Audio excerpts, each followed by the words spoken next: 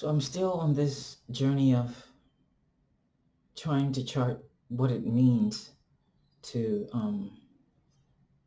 lose faith in time, right? To not have the endurance, the grit, the hope that tomorrow will be better than today, right? Um, because that is the foundation for all sacrifice, right? And then I was asking myself, how is it that we don't pay children to go to school, right?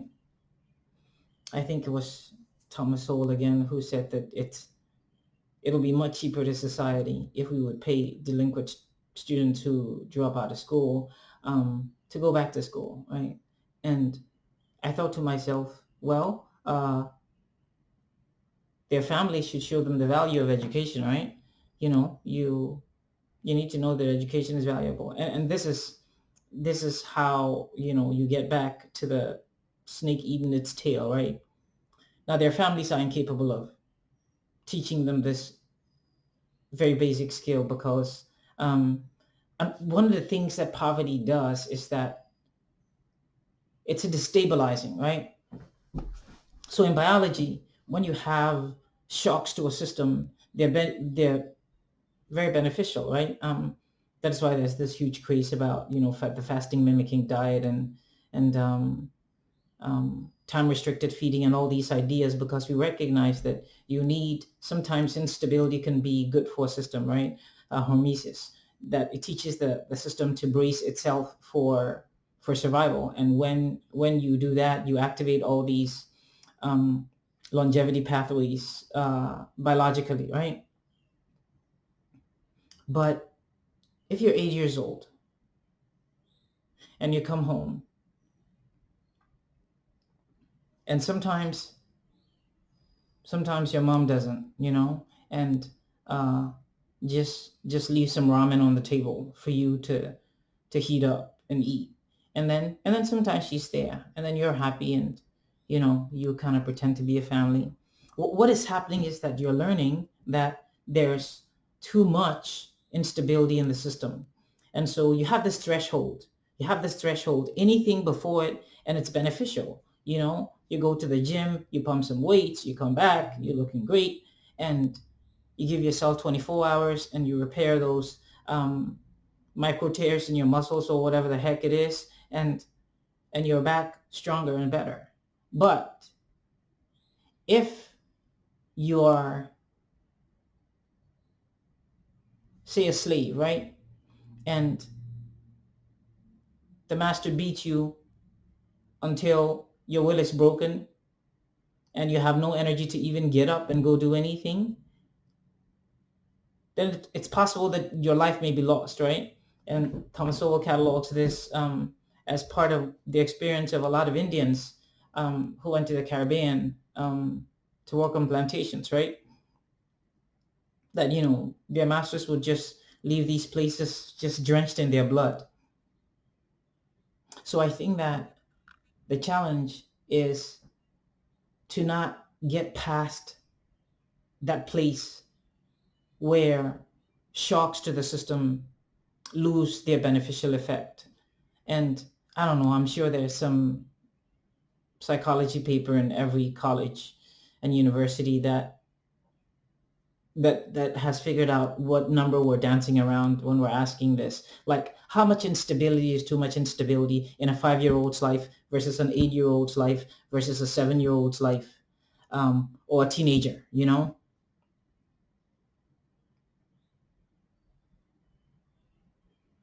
So I ask myself, right? I'm trying to work all the way upstream, because by the time we get downstream, the problem is so complex. And so I worked all the way upstream, and I asked myself, and I don't know, this is controversial for some people, but why do the poor have children? You know, why do poor people have children? And then I thought to myself that poor people have children because making a child is the last beautiful thing that is left for a person to do when all other things are denied him. right? When you think about it, you know that feeling like you could be in a slum, and you would see a child, and you look into its eyes, and you think to yourself, man, this is beautiful.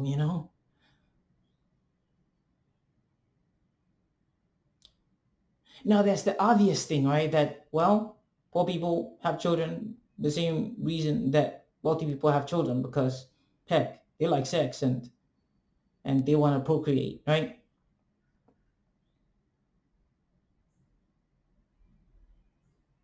And there's something there that is also not clear to me, right? So when you're poor and you cannot go and buy a Picasso and hang on your wall, and you cannot go and buy a Maserati or a Porsche GT3 and take it around a racetrack and take in beauty that way, but you can make a baby. And when you make the baby, you have something beautiful for a little bit. But then you think to yourself, right? This baby is going to need resources that I, as a poor person, that I don't have. But that's why I think beauty is so essential, right? That is why we should support the art galleries, and we should support artists, because I really think that's what it is, right? The poor people also need a little bit of beauty. Marcel Duchamp, right? And the whole argument about what is art.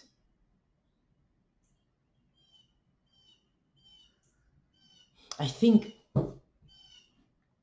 I think that the thing that happens in meditation for people who are advanced and have the discipline to stick it out is the same thing that happens when you look at the Mona Lisa. But that is very cheap. What I mean is that if you think about beauty, right, as a as an essential nutrient, right? Like, beauty is so crucial to us that we openly admit it, right? It drives everything about, from marketing to whatever. So if we could classify beauty as an essential nutrient, something that man so desperately needs that he will violate his best judgment in pursuit of it. I think that when you look at the Mona Lisa, or you look at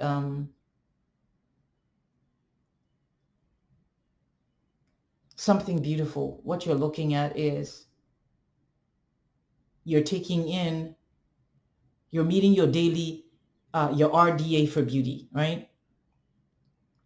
And I think that when you're poor, the only way you can meet that RDA is by having a child,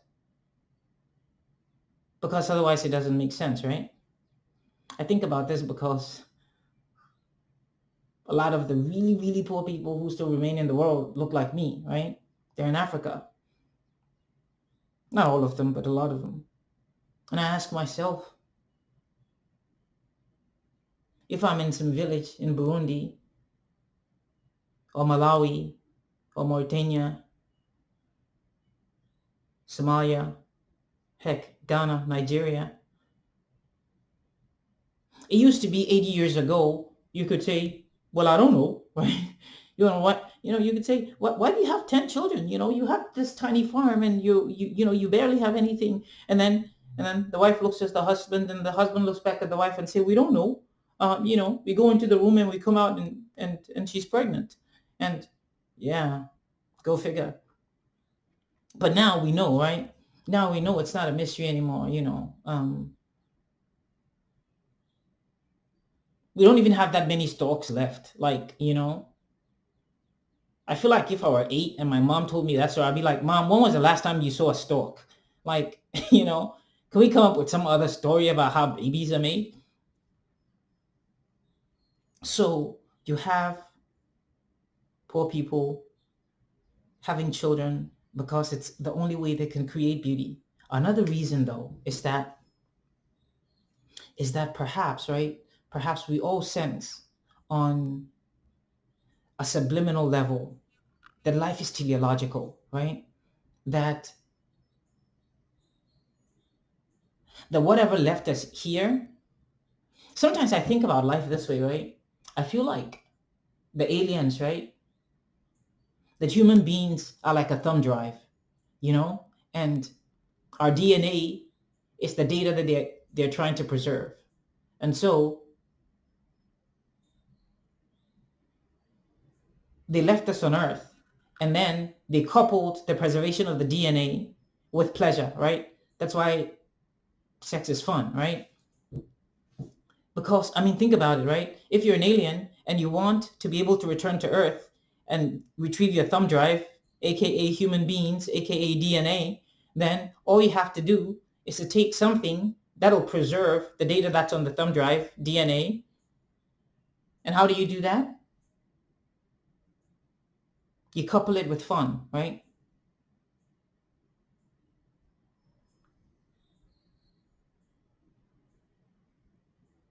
So that DNA is preserved, because people will always find sex enjoyable, and as long as they're having sex, your data is preserved.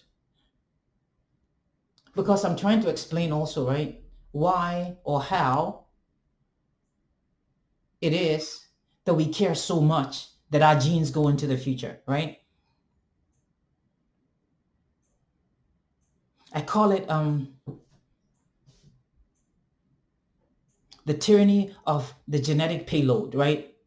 Some way, somehow, right? Charles is out here, and there's a program built into him that says that my genetic material must go forth into the future. And the way it does that is that he finds Amasewa, and they make beautiful babies, and his genes go forth into the future. The question nobody's really been able to answer for me is, why do I care? You know, why do I care? Why is it so important that my genes go into the future? Because I think that if we can solve this problem, right, if we can diversify paternity in a sense, that we might come closer to solving the problem of poverty. This is what I mean, right? I don't know. Maybe you're Warren Buffett, right? And you raise up and you're worth $60 billion. And you have 3 children. And you say, well, I'm going to give these 3 children the best education that they could have. And then you give it to them.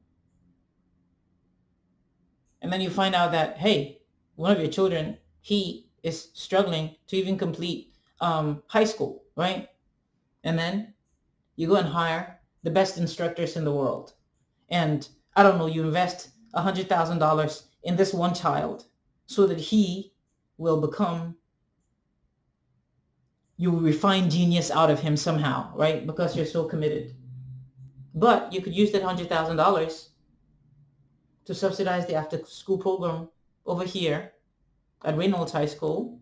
And there might be some poor kid who comes out of the ghetto, and history is rife with all these examples of people who come out of nothing. And I think because, whatever, let's not go down that rabbit hole today, Charles. So I think that poor people have children for these 2 reasons, right? Number one, it's the only thing beautiful that they can create ultimately, right? Because they cannot afford to go to the museum until you create a child. And you look in the child's eyes and you say, God, look what I made. Look what we made. And the other thing is this force, this inexplicable force that drives us to send our genes into the future, because we're hoping for recovery,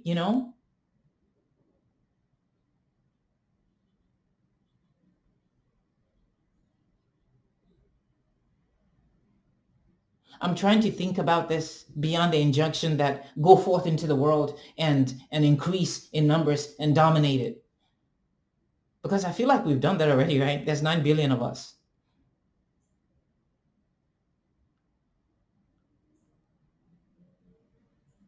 There's 9 billion of us. And there's not a single white rhino left, right? And there are people who say, ooh, Charles, you're dancing on the edge. Population control. You don't want to touch that. But how much is too much, right? I don't think when it said that go forth into the world, dominate and be maximized in it, that it meant just us, you know? I don't know. I feel like in 10 years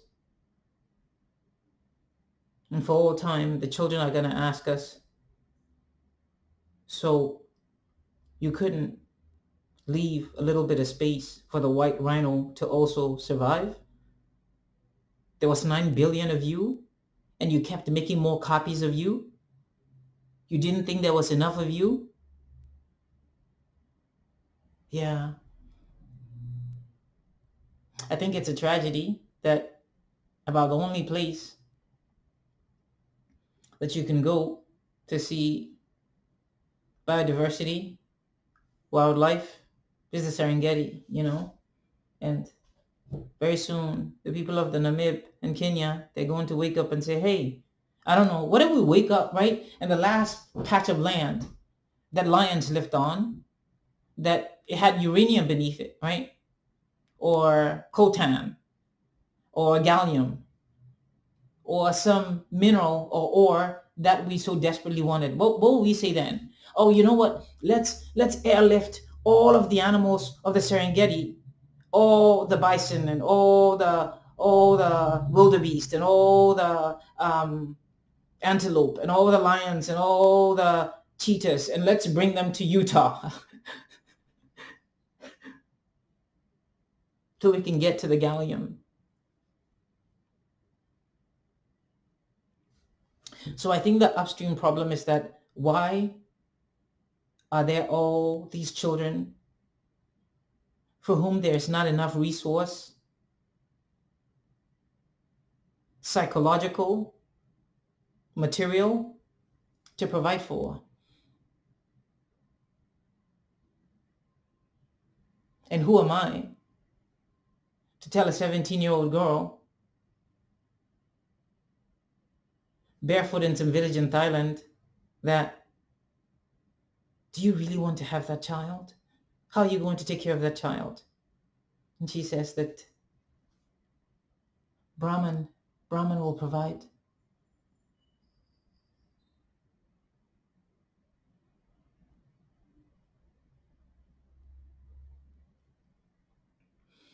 So if you can answer that question, I think that you would do a great service to the world.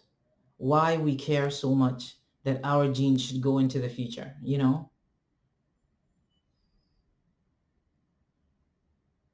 Because if we weren't ruled by that tyranny, then it wouldn't. Now, why don't all of us give all of our wealth to not the government, because governments are, well, governments, but why am I not here investing myself in the neighbor's kids? Because they don't have my genes.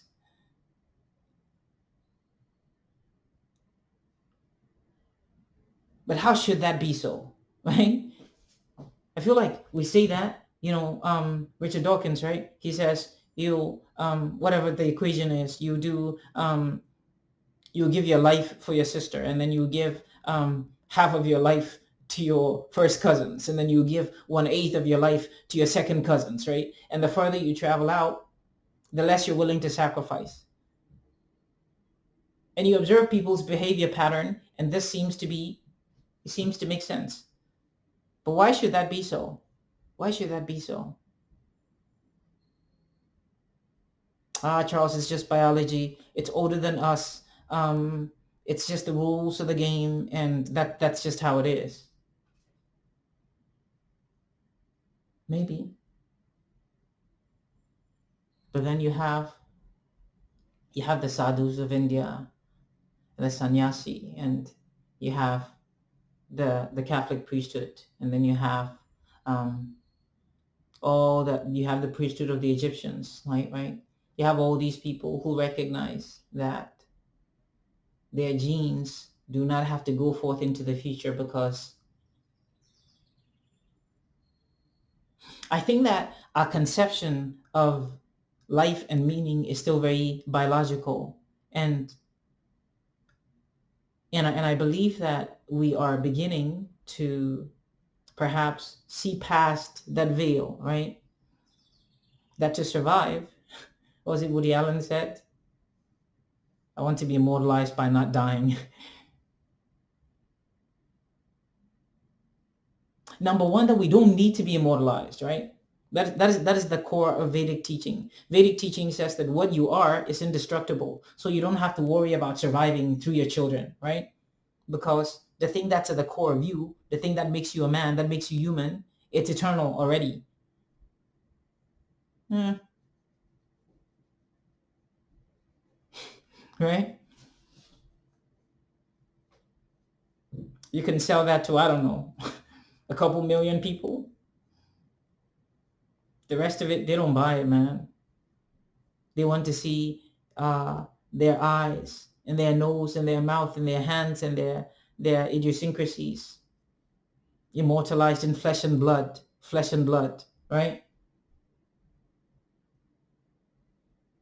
Land and soil, Lebensraum, right? The Germans.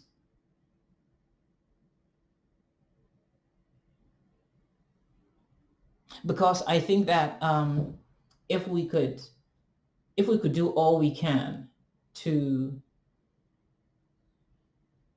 eradicate poverty, then we would have begun to eradicate suffering. Again, on the gross level, I understand that there are kids who are killing themselves in Japan. It's not because they're poor, right? It's because they don't find any meaning in life or they're depressed. And so there's still going to be that level of suffering. But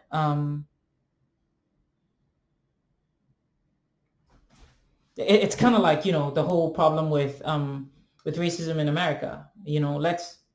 Sure, black people still suffer in various ways here, but we're not lynching them anymore. I want us to stop lynching them, right? And I think that ending poverty, that is the stopping of lynching. Yeah, sure, it'll still be covert, and there might be pockets of, you go into the backwoods someplace and it's like, hey, you don't want to stay in town overnight, right? But we would have started counting, right? We would have started counting from zero. We would have started counting from zero.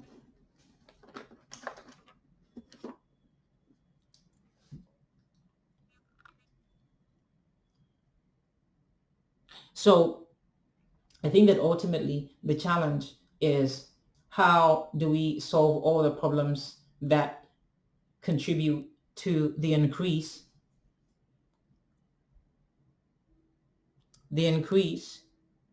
and the acceleration of poverty, right? The increase in poverty is caused because right now, for every child that we pull out of poverty through microloans, some of the means, another child is born into poverty. And that child that's born into poverty, I think that its parents are influenced predominantly by these two forces. Now, there's the 16-year-old who gets pregnant because she didn't know how far she could go before you fell off the cliff, and she falls off the cliff. And that's why I think that there's two, max 3 children per family. It makes sense, right? Because that'll put us at replacement. And if we're to stop now, right, maintain human population at 9 billion, then maybe there might be a chance to save the wildebeest, and there might be a chance to save the lions, and there might be a chance to save the giraffe and the African elephant and all the rest of the biodiversity that is in the world. Because it's not just us who have to multiply and fill the earth, but all the abundance of creation